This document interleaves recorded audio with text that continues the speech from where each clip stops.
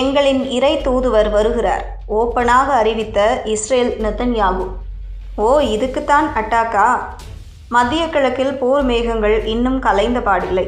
சொல்லப்போனால் இஸ்ரேல் பிரதமர் பெஞ்சமின் நெத்தன்யாகுவின் சமீபத்திய உரை எரியும் நெருப்பில் எண்ணெயை ஊற்றியிருக்கிறது.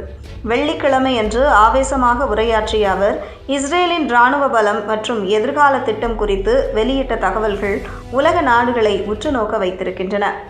இஸ்ரேல் ஒரு எழுச்சி பெறும் வல்லரசு என்று முழங்கிய நெத்தன்யாகு, நாங்கள் புனித சாம்ராஜ்யத்தை எட்டுவோம், மெசையாவின் வருகை வரை இஸ்ரேல் தன் பயணத்தை தொடரும் என்று ஆன்மீக ரீதியாகவும் அரசியல் ரீதியாகவும் அதிரடி காட்டினார்.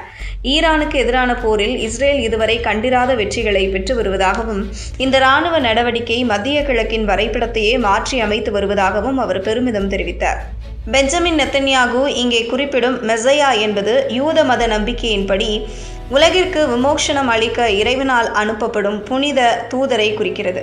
யூதர்களின் புனித நூலான தோராவில் காலத்தின் இறுதியில் தாவீது ராஜாவின் வம்சாவளியில் ஒரு தலைவர் தோன்றுவார் என்றும் அவர் சிதறி கிடக்கும் யூதர்களை மீண்டும் இஸ்ரேல் மண்ணிற்கு அழைத்து வந்து ஜெருசலேமில் 3வது திருக்கோவிலை கட்டி உலகில் அமைதியையும் நீதியையும் நிலைநாட்டுவார் என்றும் நம்பப்படுகிறது.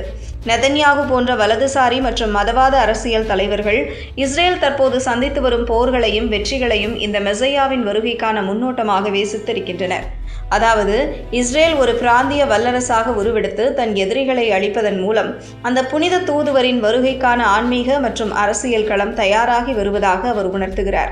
மதசார்பற்ற அரசியலை தாண்டி ஒரு தீர்க்க தரிசன போர் நடப்பதாக தனது ஆதரவாளர்களிடம் காட்டுவதற்காகவே அவர் இத்தகைய தீவிரமான மத குறியீடுகளை பயன்படுத்துகிறார் என்று கூறப்படுகிறது. மேலும் வழக்கமான அரசியல் நாகரிகங்களை தாண்டி தனிப்பட்ட ரீதியிலான எச்சரிக்கைகளையும் இந்த முறை நெதன்யாகு முன்வைத்துள்ளார்.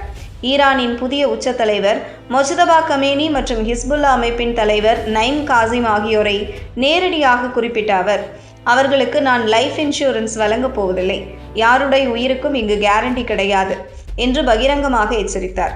இது அந்த தலைவர்களின் உயிருக்கு நேரடி அச்சுறுத்தல் விடுக்கப்பட்டதாகவே பார்க்கப்படுகிறது.